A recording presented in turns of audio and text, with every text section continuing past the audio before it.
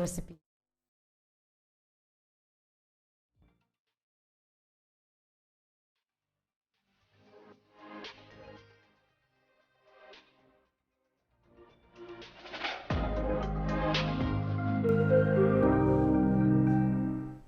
Good morning and welcome to news on the hour. I'm Shreya Upadhyay. Well, what are we tracking today morning? Well, President Ram Nath Kovind will be giving away the National Sports Awards today evening. We'll be getting you live updates from there. Apart from this, we're also tracking the dengue cases and the Zika virus cases that have cropped up across the country. And we will get you live updates from there as well. Apart from that, Union Home Minister Amit Shah is on a visit to Uttar Pradesh, and we are tracking his visit and we'll be getting you updates from there as well. Latest on that, and of course the COVID cases are rising in Europe. We also need to be extra cautious and careful when it comes to following COVID protocols. All of this and much more in the next 1 hour, but first up, the headlines. President to give away National Sports Awards 2021 at Rashtrapati Bhavan. Major Dhyan Chand Khel Ratna Award will be given to 12 sports persons. 35 sports persons will receive the Arjuna Award.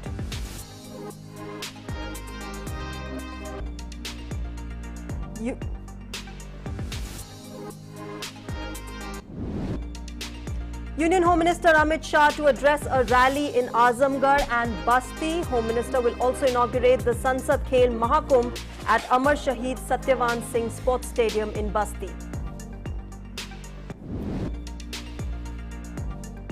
National capital's air quality continues to be in the severe category as overall AQI reaches 473. A thick layer of smog also witnessed in the morning. Low visibility was recorded. In Tamil Nadu, 17 die in the last few days due to rain-related incidents. The Met Department forecasts thunderstorm with heavy rainfall. Schools and colleges to remain closed due to rain forecast in Chennai. State Disaster Management Authority had warned against travel to the Nilgiris.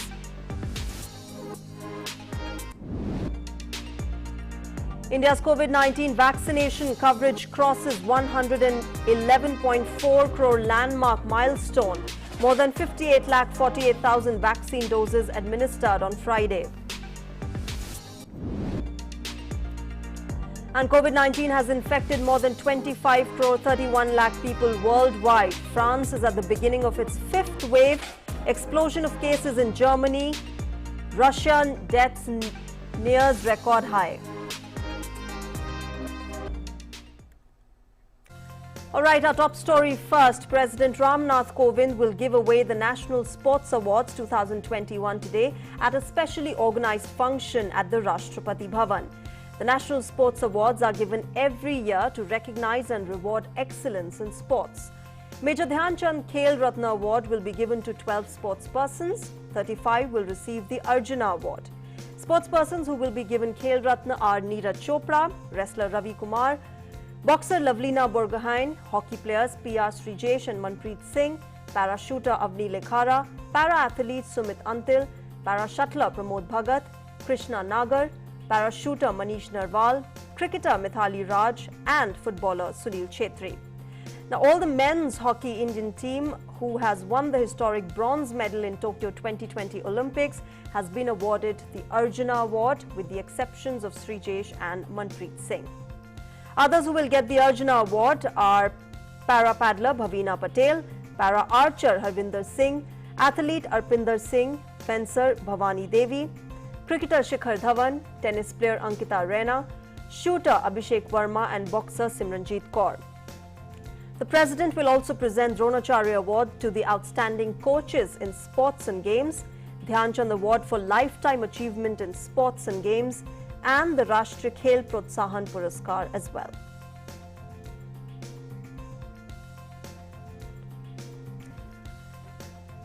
All right, my colleague Tapash Bhattacharya joins us for more on this. Tapash, good morning. An extremely, overwhelming day, a very happy day to begin with. President Ram Nath Kovind to honor all the sports persons who've been working hard, who've been getting laurels for our country, and today evening they'll be honored by the country.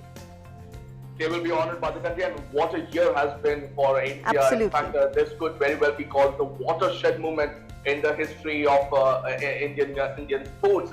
The way Indian team performed in both Olympics and the Paralympics.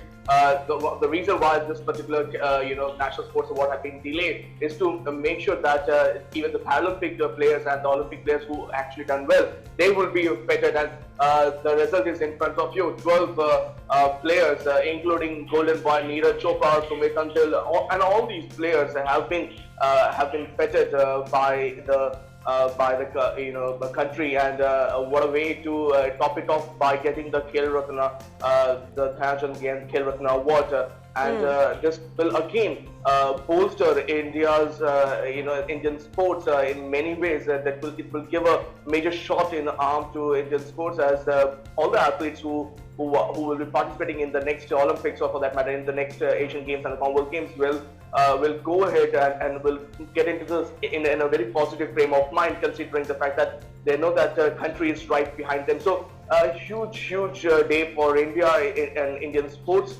For the first time in the history, 12 sports person will be given the Khel Ratna Award.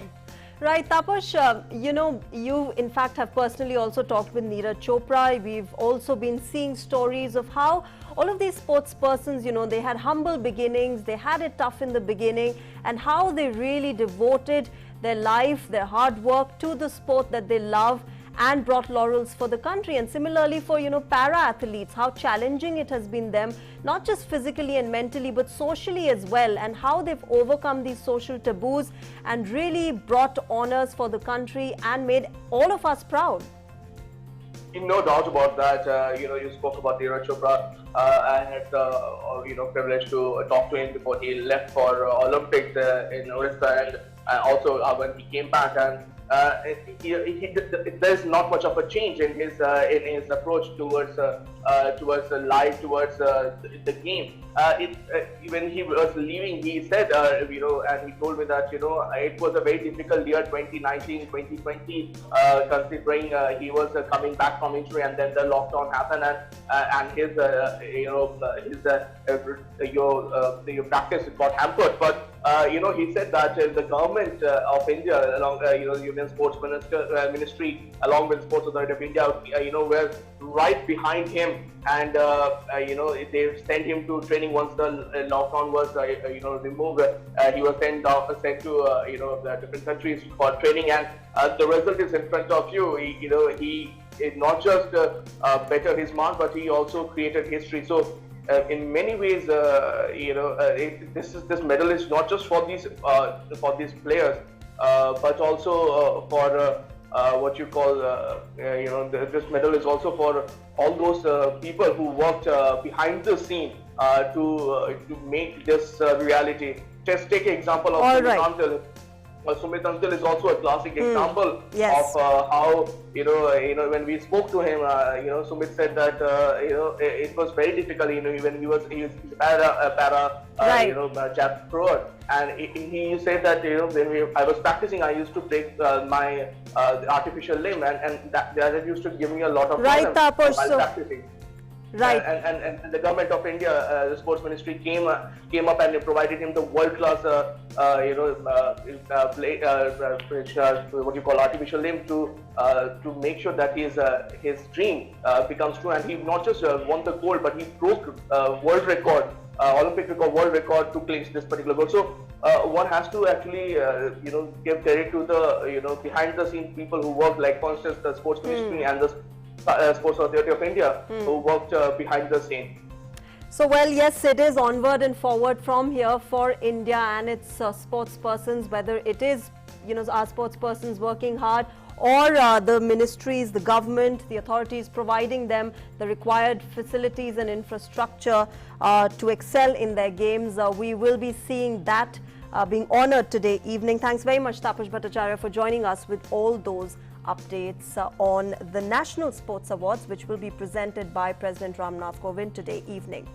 Moving on, Union Home Minister Amit Shah is on a two-day visit to Uttar Pradesh. On the second and last day of the tour today, Amit Shah will visit Azamgarh and Basti districts. He's also scheduled to address a rally after laying the foundation stone of the state university in Azamgarh.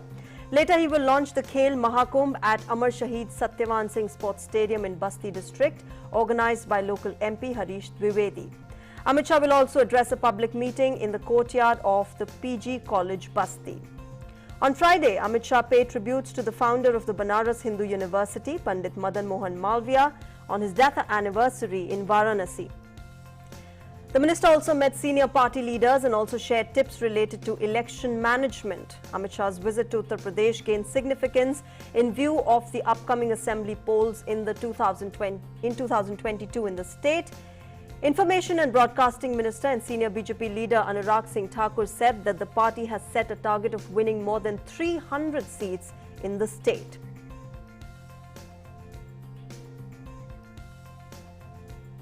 All right, my colleague Vishal Barrister, who has been tracking the Union Home Minister's visit to Uttar Pradesh, joins us now. Vishal, good morning. A packed day for the Union Home Minister. We are seeing that the poll bugle has been sounded by the Bharatiya Janata Party in Uttar Pradesh. What is on the agenda today for the Home Minister?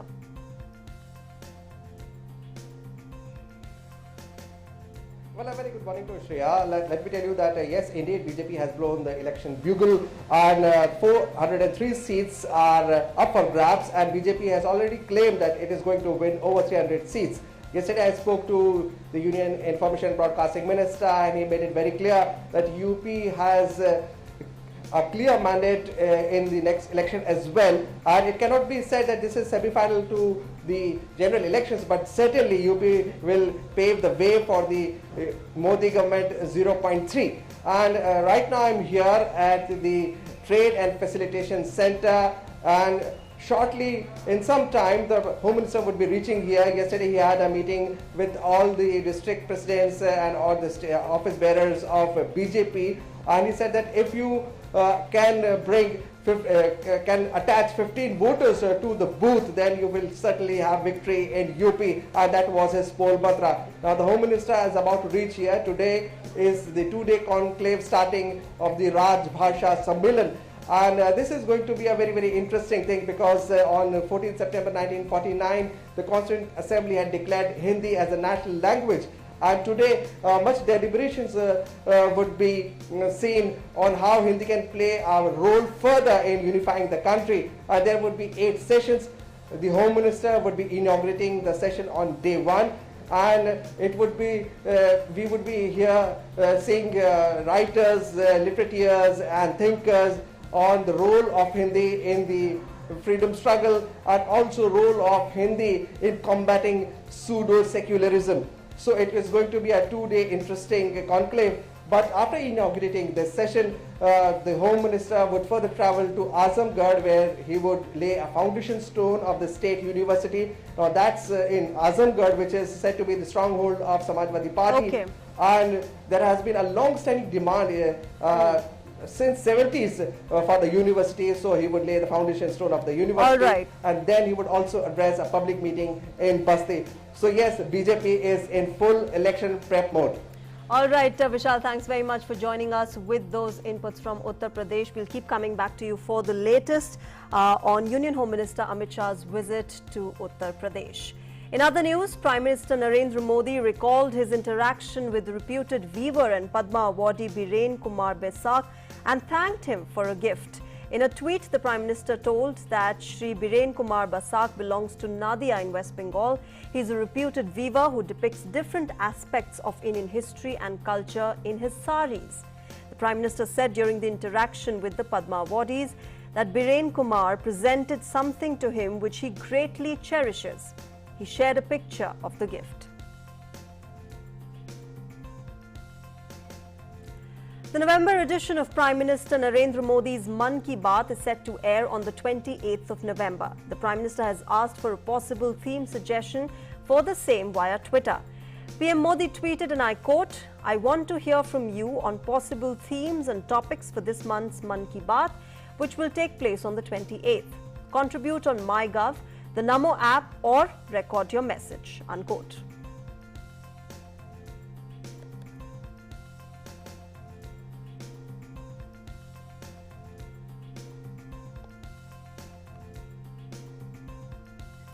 All right, moving on, an update now on the COVID-19 situation from across the country. The recovery of 12,403 patients in the last 24 hours has increased the cumulative tally of recovered patients to over 3,38,26,483.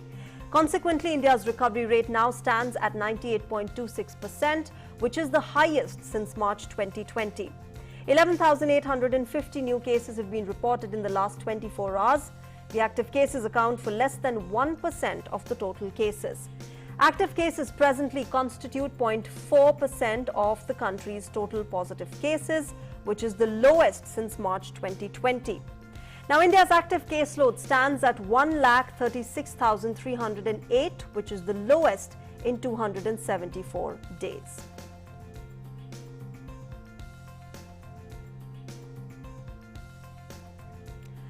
The testing capacity, meanwhile, across the country continues to be expanded. India has so far conducted over 62 crore 23 lakh cumulative tests. While testing capacity has been enhanced across the country, the weekly positivity rate remains at 1.05%, which is less than 2% for the last 50 days now. The daily positivity rate is reported to be 0.94%. The daily positivity rate has remained below 2% for the last 40 consecutive days.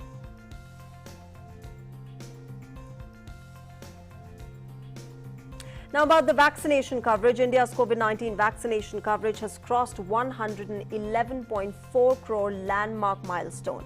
Cumulatively, 111 crore 40 lakh 48,134 beneficiaries were inoculated so far.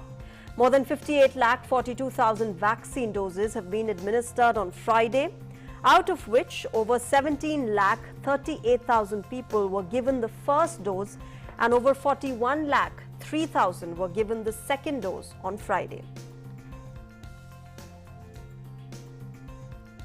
All right, let's shift focus to dengue. As winters are setting in, cases of dengue in Uttar Pradesh are wreaking havoc, with several cases of dengue being reported in Ghaziabad and Noida. In Prayagraj alone, a total of 872 patients suffering from dengue were admitted in government hospitals till Friday. However, the Chief Medical Officer of Prayagraj has informed that no casualty has been reported in the district due to the disease. Now, according to the Health Department, dengue cases have been found in 73 districts of Uttar Pradesh so far. The number of dengue patients in the state has crossed 20,000. The Health Department is alert and monitoring has been intensified to identify patients. Now, with increased enhanced surveillance, the Health Department is arranging tests at remote places. Along with Uttar Pradesh, the national capital, Delhi, has also reported cases of dengue. About 43% of people in Delhi NCR who took part in a survey said that their family or someone close to them has got dengue this year. In the northeastern state of Tripura, the Thelakung village has also reported cases of dengue, and down south in Rameshwaram, health officials are conducting house-to-house dengue and malaria prevention measure activities to prevent the infection. Dengue में हमारे प्रयागराज में 872 cases हो चुके हैं। कल हमारे 22 cases आए थे और अब तक जो 2 डेथ हुए हैं वो प्रयागराज में नहीं हुए हैं, लखनऊ में हुए हैं या मेदांता में हुए हैं। प्लेटलेट जो है हमारे पास उपलब्ध रहता है और प्लेटलेट देने आने के व्यक्ति के साथ का कोई परिवार का आता है, अपना प्लेट डोनेट करता है और उसको हम प्लेटलेट दे देते हैं। एएमए में भी हमारे प्रचुर मात्रा में हमेशा प्लेटलेट उपलब्ध रहता है, तो वहाँ पे भी अगर आप डोनर के माध्यम से आते हैं तो वहाँ पे आपको प्लेटलेट मिल जाता है। On to something that's another concern for all of us in Uttar Pradesh. After Kanpur and Kannauj, cases of Zika virus are being reported from some other districts too. So far, the state has reported 111 cases of the mosquito-borne disease, including 108 in Kanpur, 1 case in Kannauj and 2 in Lucknow. Now, the samples of the close contacts of those infected are being sent for investigation, and fogging and anti-larva spray is being done in the vicinity of their homes. During his visit to Kanpur on Wednesday, Chief Minister Yogi Adityanath held discussions with the district and health authorities and reviewed the efforts to deal with the Zika virus in the district.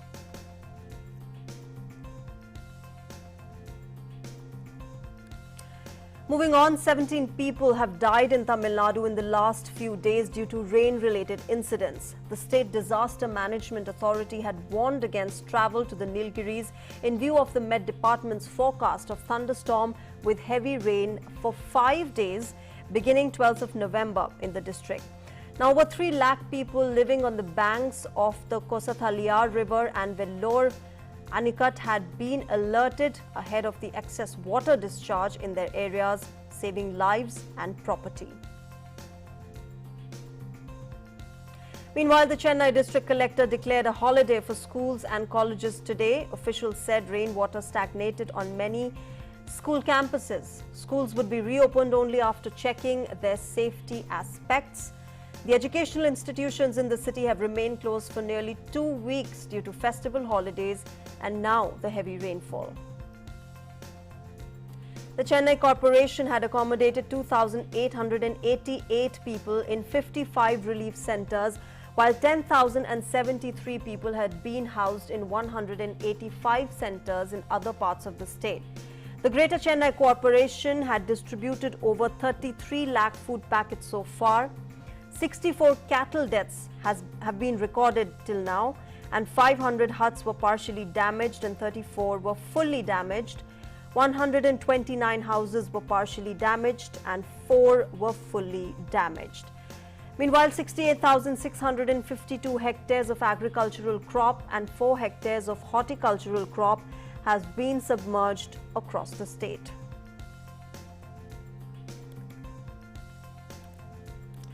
The national capital's air quality continues to be in the severe category as the overall AQI stood at 473. A thick layer of smog was also witnessed this morning.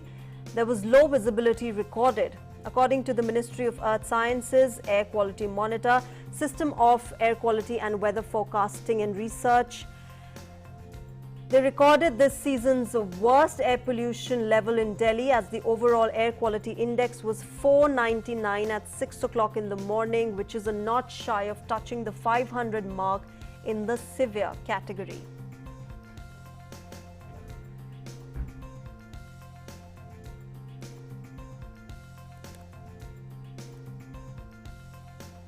All right, we're heading for a short break right now. Coming up on the other side will be the IITF 2021, which is beginning tomorrow, and lots more. Stay tuned.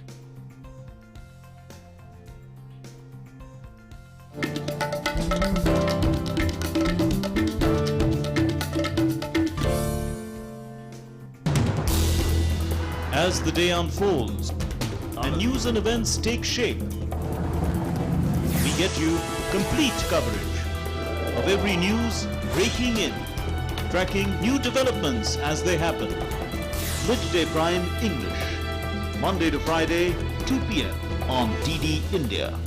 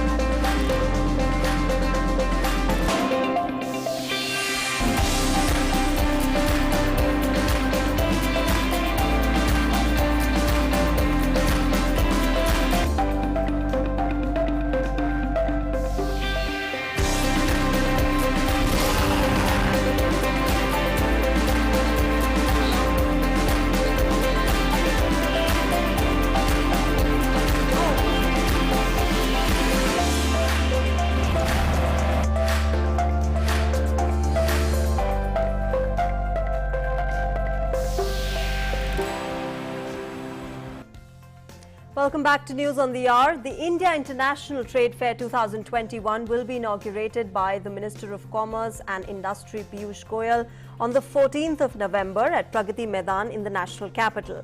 Now, the 40th edition of IITF, a magnum of India trade promotion organization, represents India as an ideal destination for various business and investment opportunities. 14th to 18th November will be exclusively reserved for the business segment, while 19th to 27th of November will be for the general public. The timings will be 9:30 a.m. till 7:30 p.m. Trade fair tickets will be available at Pragati Maidan metro station and some select metro stations, banks, ATMs and food outlets. With the exhibition ground now 3 times its earlier size after redevelopment, perhaps there will be less of the customary congestion at the fair. India International Trade Fair will be back at Pragati Maidan after skipping last year due to the COVID-19 pandemic. The 40th edition of the annual event organized by the India Trade Promotion Organization will run from November 14th to the 27th. Being an integral component of the ongoing iconic international exhibition cum convention center project, the complex comprises of 4 new modern exhibition halls, which was inaugurated by Prime Minister Narendra Modi on 13th October 2021. The fair focuses on its theme, Atmanirbhar Bharat, which aims to promote investment and self-reliance in diverse sectors to meet domestic demand and be a part of the global supply chain ecosystem. The event will be organized in a safe and secure environment with all COVID-19 protocols in place. India international trade fair 2021 की जो DDMA की guidelines है उसके तहत जो भी चीज़ों बारीकी से हर पॉइंट्स को एड्रेस किया गया है और इसके मद्देनज़र पूरी तैयारी की गई जिसमें कि क्राउड को लिमिटेड क्राउड हो, क्राउड मैनेजमेंट की तैयारी, उसके तहत फिर सोशल डिस्टेंसिंग को मेंटेन करने के लिए सफिशिएंट सिक्योरिटी की मैन पावर, प्लस हमने कुछ वॉलंटियर्स को भी लिया है जिसके तहत हमारी पूरी पुख्ता तैयारी है कि ये आयोजन जो है पूर्ण रूप से सुरक्षा के लिहाज से, कोरोना के लिहाज से सुरक्षित और सफल हो.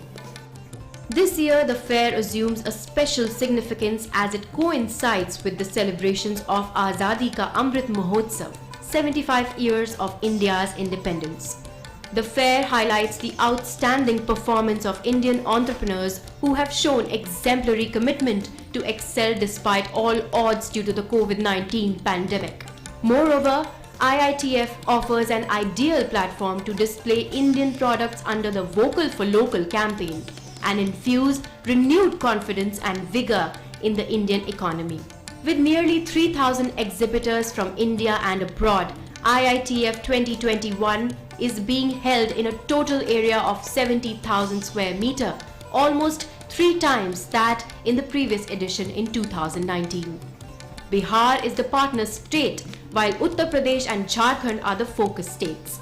Overseas participation is from Bangladesh, Afghanistan, Bahrain, Kyrgyzstan, Nepal, Sri Lanka, UAE, Tunisia and Turkey. With bureau inputs, Girish Nishana's report, DD India. In a big decision, the Railways has issued an order to discontinue the special tag for mail and express trains and revert to the pre-pandemic ticket prices with immediate effect.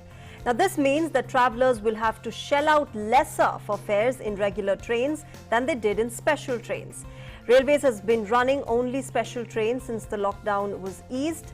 Long-distance trains and even short-distance passenger services are being run as special trains with slightly higher fares to discourage people from avoidable travels. Now, with this, more than 1,700 trains will be restored in the next few days to their pre-COVID regular services. For tickets that have already been booked in advance, no difference of fare will be collected by the Railways or be refunded.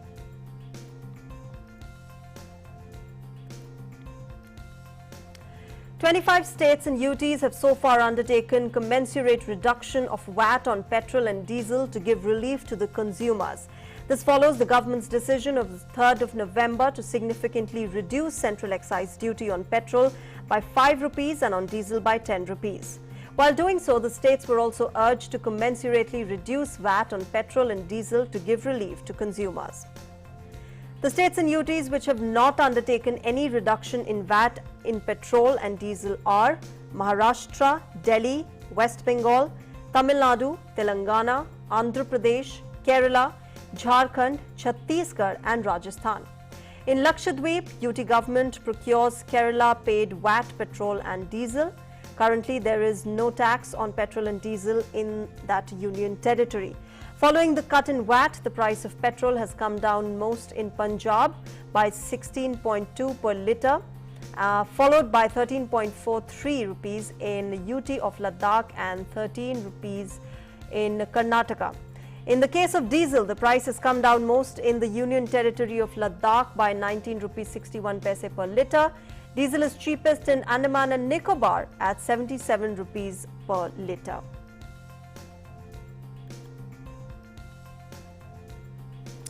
Well, every day on DD India, we bring you a special story on India's freedom struggle. In today's episode of Saga of Freedom, we will pay tribute to Kalolji Narayan Rao. Also, we will talk about Minjur Bhaktavatsalam.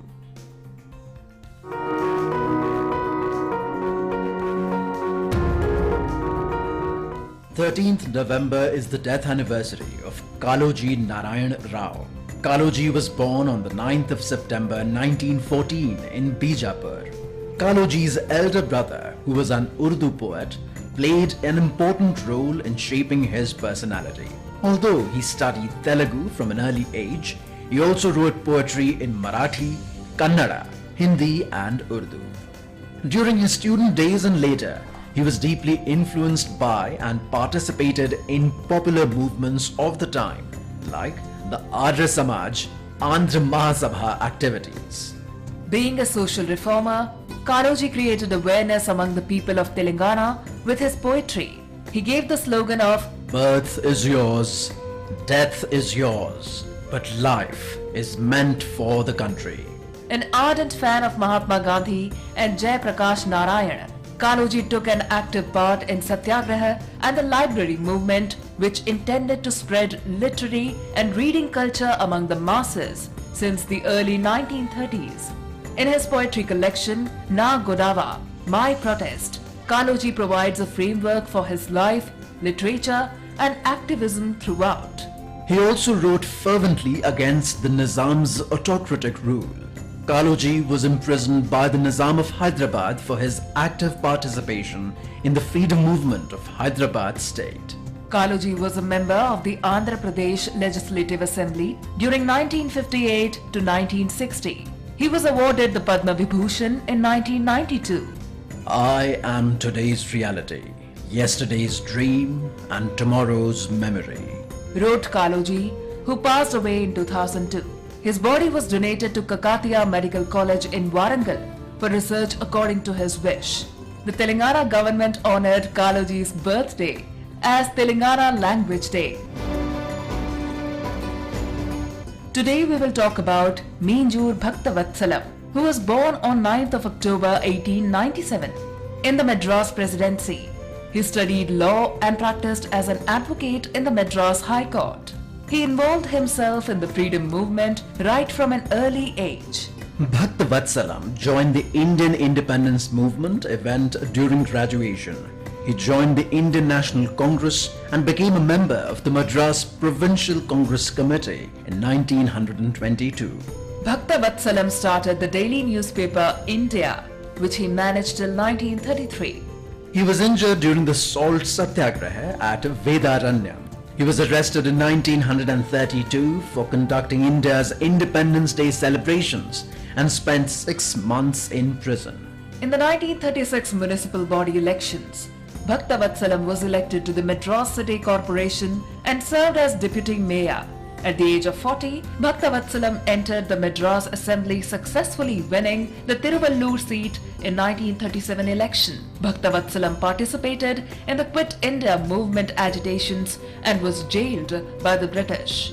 He led the Indian National Congress during the 1950s and served as the Chief Minister of present-day Tamil Nadu, the Madras Presidency from 1963 to 1967. Following the defeat of the Indian National Congress in 1967 elections, Bhaktavatsalam partially retired from politics. He died on 13th of February 1987 at the age of 89.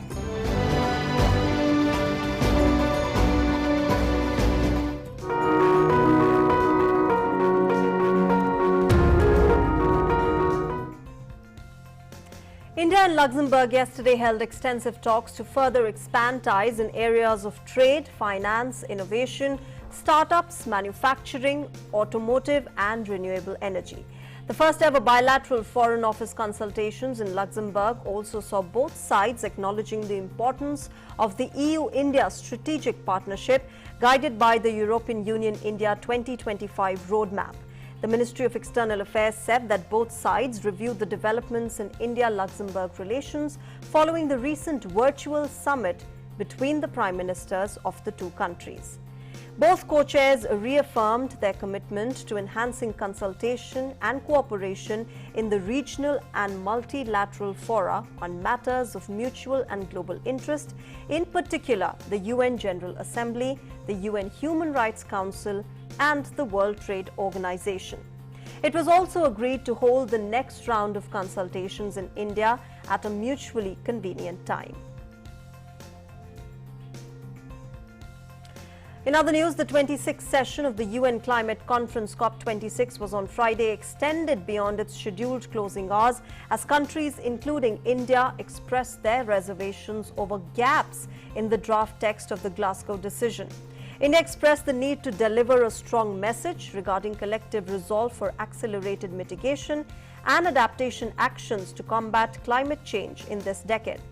India's lead negotiator, Richa Sharma, while making intervention at an informal stock-taking plenary session, said that India's message will have credibility only if accompanied by an equally strong resolve of developed country parties to mobilize and provide enhanced climate finance to developing countries.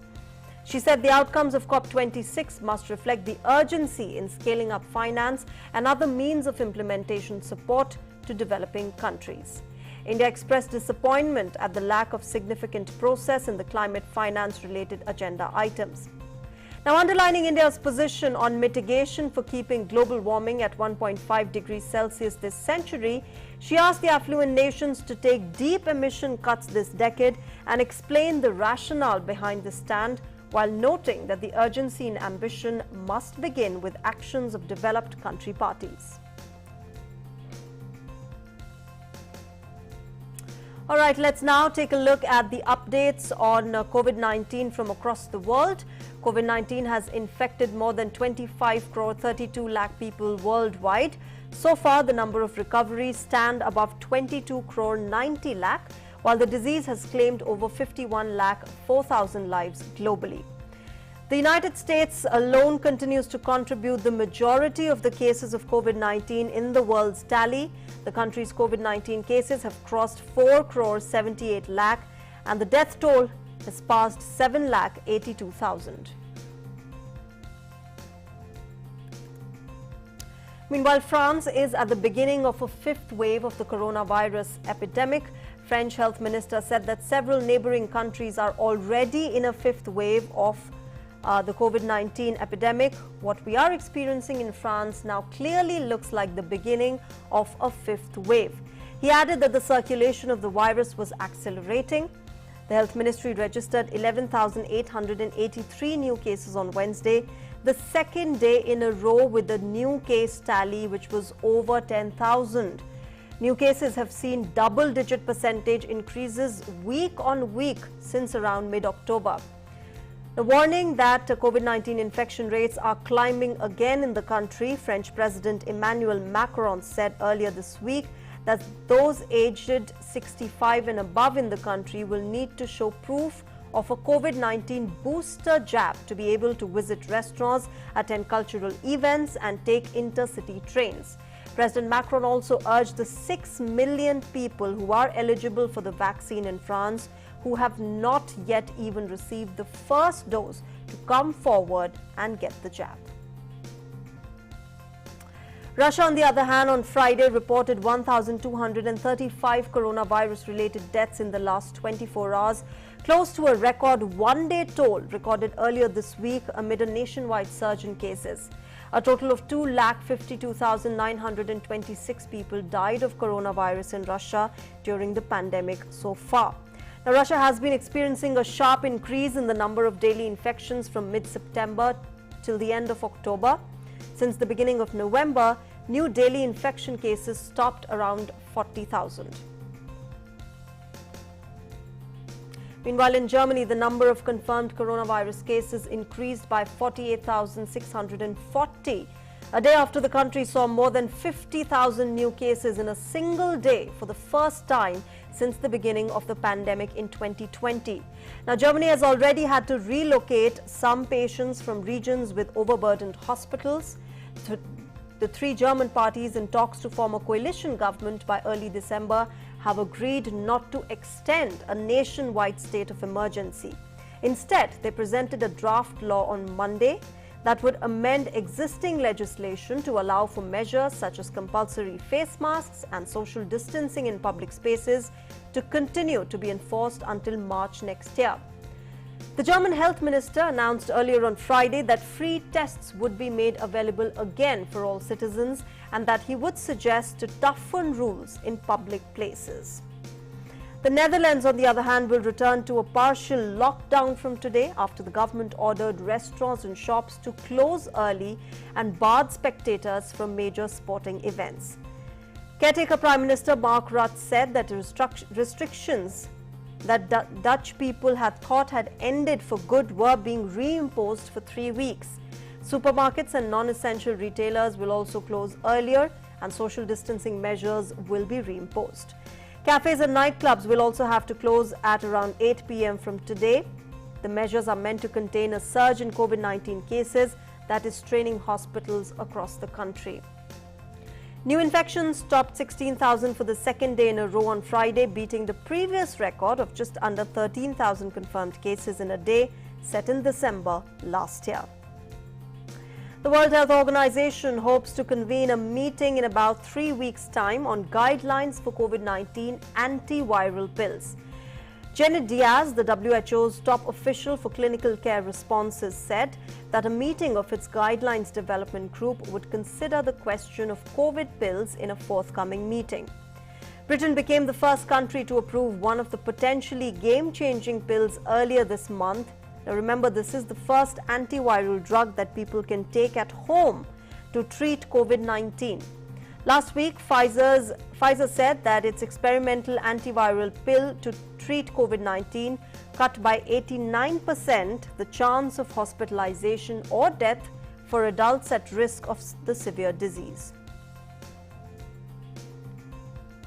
Have not convened our guideline development group panel, which is the expert panel that helps us write the guidelines. So at this moment, we are processing the totality of the evidence, meaning taking in the trial data, doing a meta-analysis, and grading the data to present to the guideline development group that then will help us draft and write our guidelines. But we hope in about 3 weeks that we'll have a GDG meeting, because we're still need to carefully look at that evidence to write the guideline. Some more international news now. US President Joe Biden and China's President Xi Jinping will hold a virtual summit on Tuesday morning. The leaders will exchange views on bilateral relations and issues of common interests, as per the ministry spokesperson Hua Chunying in China. The White House had said on Friday that the two would hold the virtual meeting on Monday night, US time, to discuss ways to responsibly manage bilateral competition and will work together where their interests align. A Myanmar court has sentenced the American journalist Danny Fenster to 11 years imprisonment on charges of incitement and violations of immigration and unlawful association laws. Frontier Myanmar, where Danny Fenster worked as the managing editor, said that the sentence was the harshest possible under law. Danny is the first Western journalist who has been sentenced to jail term by the military government of Myanmar. He was arrested on the 24th of May, just before he was to board a flight to Malaysia. Now, the military government had earlier detained 2 freelance journalists as well. Earlier this week, additional charges of Sedition and Terrorism Act were slapped against Danny, which are punishable by a maximum jail term of 20 years in the country. The US State Department had earlier called his detention as profoundly unjust, but no reaction has come from the US Embassy in Myanmar on this issue till the filing of this story, till reports last came in fact. Now, the EU must be prepared to face an increase of migrants trying to enter the bloc, with the arrival of many from the Middle East through Belarus set to continue for a long time. The European Union accuses Minsk of creating the crisis as part of a hybrid attack on the bloc, distributing Belarusian visas in the Middle East, flying in the migrants and pushing them to cross the border illegally. The Polish border guard said over 17,000 illegal attempts to cross the border were made in October, more than double the number of attempts in September, and thousands of migrants are still camping out near Belarus's border with Poland. Till date, Poland has refused additional support in the form of Frontex border guards, arguing that it has a sufficiently large border force of its own to do the job. Now, the government has faced criticism for not allowing Frontex to help deal with the crisis. We see that there is right now tension at the border. I don't see in short term that this risk of huge groups of migrants would disappear. I see that, and we can see from our risk analysis, that all the factors that triggered this crisis are still in place, and that things are not moving or things are not de-escalated. So we are not in a de-escalation phase. So we have to be ready to have to face this situation for a long time. Libyan Prime Minister Abdulhamid Al-Dibba said on Friday that he would hand over power if the electoral process takes place in a consensual and fair manner. He was speaking at a news conference after a summit in Paris on Libya. The Prime Minister said he had emphasized urgent changes during the meeting to the electoral rules that rival Libyan political bodies are tussling over. World powers will push for sanctions against anyone who disrupts Libya's electoral process and political transition, though big disputes remain over how to stage a vote intended to help end a decade of conflict. The meeting, which included the leaders of France, Libya, Germany, Italy and Egypt, as well as United States Vice President, was to cement the backing for the planned December 24th election and efforts to remove foreign forces.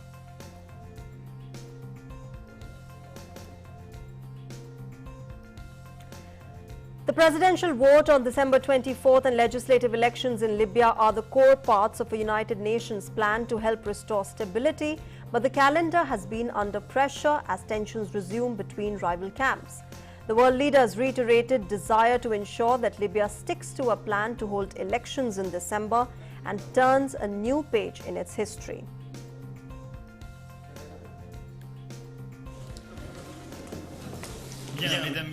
Nous avons désormais un cadre et un calendrier électoral.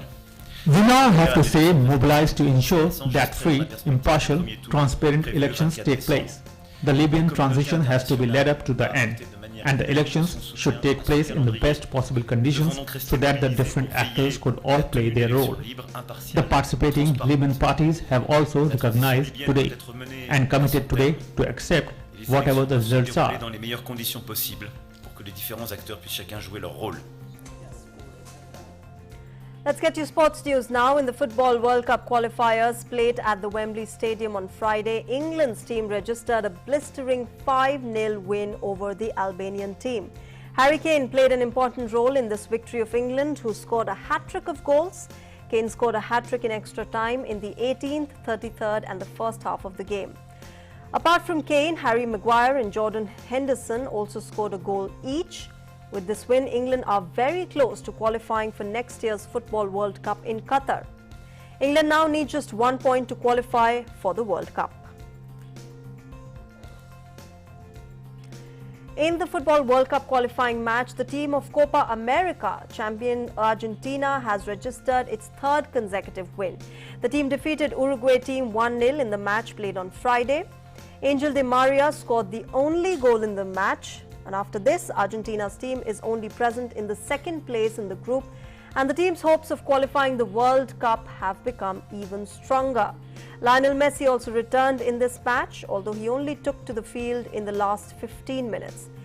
Now, it is worth noting that due to the hamstring injury that he suffered, Messi could not even appear in some matches for his club PSG.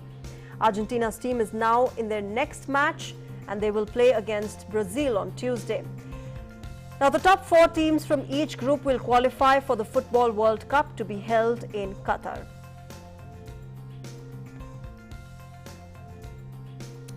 And next, let's get you more stories, interesting ones, which will help you smile this morning. A drone video filmed over Italy's central Umbranian countryside has picked out the beautiful gold, rust and orange colors of the change to autumn. Now, in the countryside around the town of Montefalco, the area is filled with vineyards, and as the leaves on the vines begin to die off the rolling hills, they become a sea of orange and reds.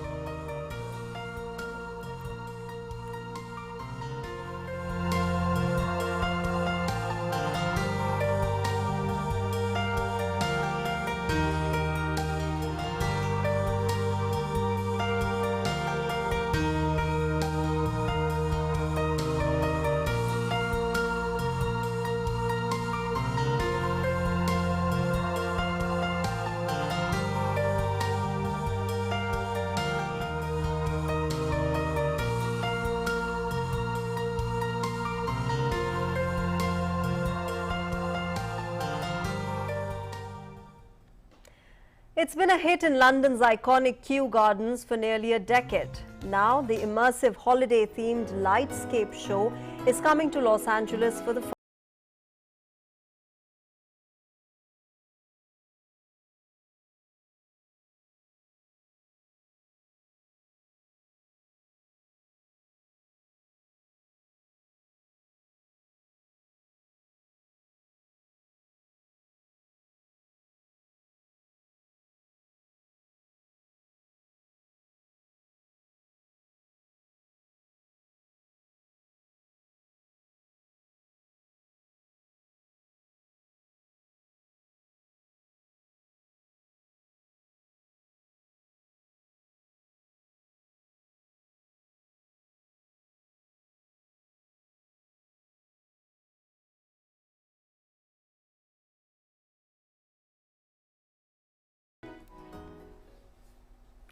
Well, a display bearing the logo of UNESCO was lit up at the Eiffel Tower on Friday to celebrate the 75th birthday of the United Nations Cultural and Scientific Agency, UNESCO.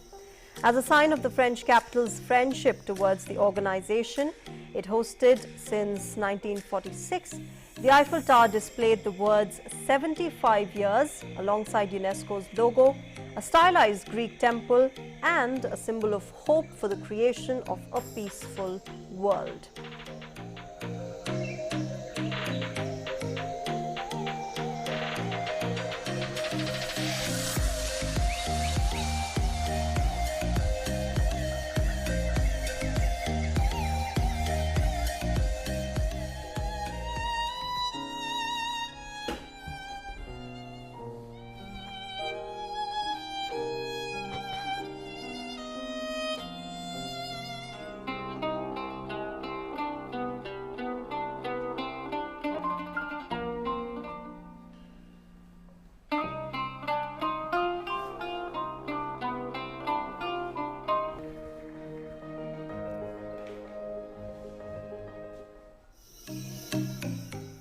Well, on that melodious note, it's a wrap in News on the Hour, but news and updates continue on DD India. Thanks very much for joining us right now.